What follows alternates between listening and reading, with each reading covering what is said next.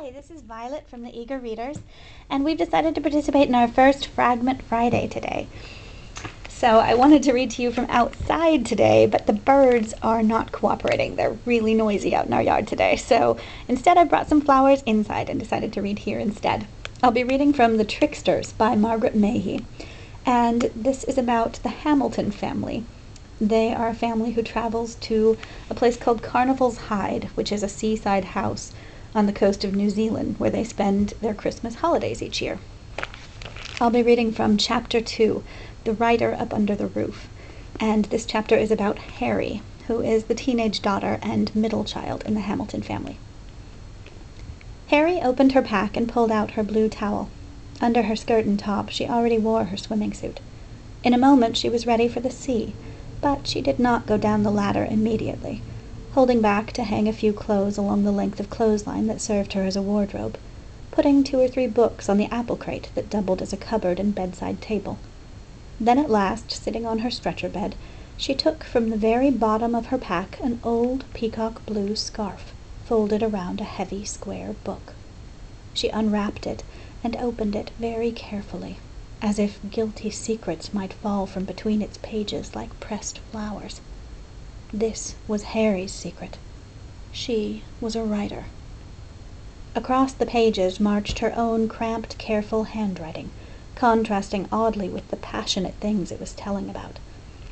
For Harry was writing a story of mysterious and threatening love. Rereading it now, she felt she was looking between the lines and seeing a whole world beyond the black bars of writing, in which an ominous creature, come out of her head fully grown, could dip and soar and fly and fall. Writing about him, she had felt him flowing out of her head, down her arm and into her magical writing hand, out through the pen and onto the paper, where he at once took on a life apart from hers. Suspended over the city, Bellin, the black arrow of the air, looked down on the beautiful women gathered together for an entertainment, as if he were choosing which one of them he should devour.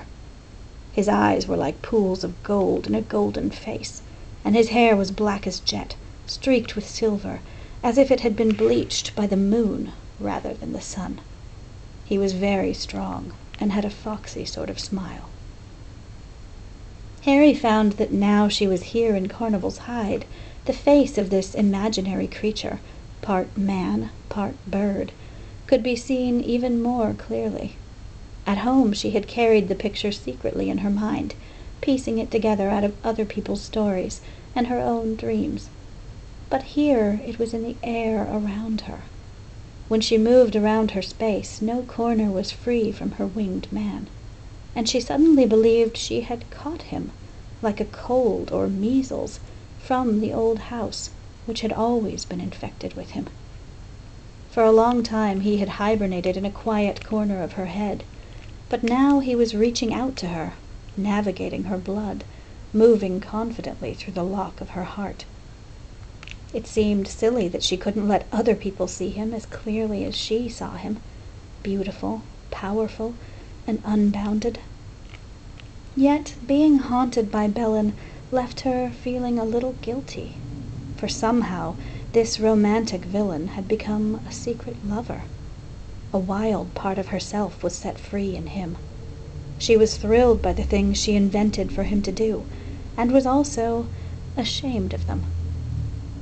Already Harry knew her story was unshareable, though she had started it with the vague idea that she might write it wonderfully well and have it published some day.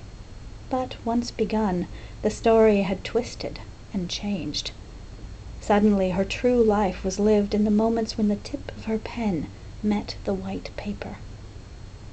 After all, in family life, all the best possibilities, beauty, cleverness, and the power to go out and have adventures, had been taken over before she was born, and were being used up by others. Even though Charlie, her older brother, was living in an apartment in the city, and Christabel was working in another town, they still held their family places. Harry could not move up, only out. However, behind the written lines there was the space she longed for. and all of it seemed to be hers, even though she sometimes felt someone sharing it with her, swimming blindly out of it towards her.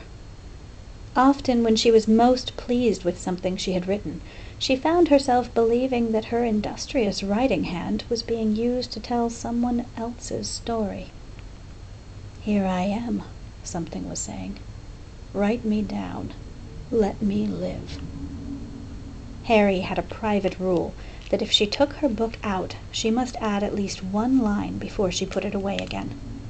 After one or two false starts, her frown cleared, and her hesitating pen looped on defiantly, leaving its trail of dark story behind it. "He looked as if he had never been a child," she wrote. "He looked as if he had never been innocent." Brilliant, thought Harry. That's really brilliant. She was so excited with the last line, she had to stop for a moment to get over the shock of her cleverness. Standing up, she suddenly caught sight of an owl in copper-colored hedge, her own face, glasses on nose, staring out of her reddish-brown hair. Harry's bangs came all the way down to her strong, straight eyebrows. Her hair flowed past her shoulders. She had turned herself into her own hiding place. Yet, unexpectedly, she caught the trace of a vanishing expression that surprised her, as if only a moment earlier she had been not a fugitive, but an enchantress. She tried to make the expression come back. It wouldn't be ordered around. So instead, she thought of Christmas, sighed, and shut her eyes. Her head immediately filled with a hot golden dazzle, smelling of pine needles, tasting of salt. Holidays, Christmas, and Harry herself ran into each other as they always did. In a changing world, this at least refused to change. She could happily have stayed there a little longer, letting the wind come boldly in at her window and blow across her. But the sun came out, and it grew too hot under the iron roof with its regular rigid ripple. Besides, now the upstairs space was her own again. She must leave it and go down to take over the sand and sea. Listening to the little ones re-exploring the house, shouting about the hammock and last year's forgotten comics, reminded her unfairly of other voices in their everyday home in the city over the hills, voices that argued at midnight when other people were supposed to be asleep. Harry had another secret that was not really hers, though now she had it, she could tell it at any time she wanted to. "But I never would. Never, never, never," she said under her breath 3 times, like a spell. It filled her with uneasy triumph, for simply knowing it made her powerful, after years and years of being nothing but a middle one, someone over whom older and younger members of the family could cheerfully seesaw. "Shh!" Harry leaned forward to whisper to her reflection. The untold secret made a little cloud on the silver glass, and the reflection obediently tightened its lips over stories that no one else must be allowed to hear. Thank you for listening to our Fragment Friday.